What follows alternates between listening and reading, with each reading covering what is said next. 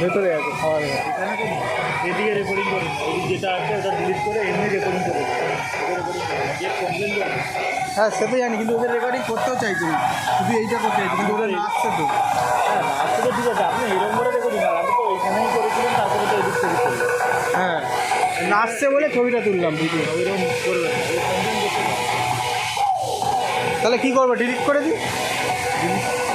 এটা ডিলিট করে হ্যাঁ। এখান থেকে তুলে এরকম ডাইরেক্ট একটা তুলে দিন। আচ্ছা ঠিক আছে।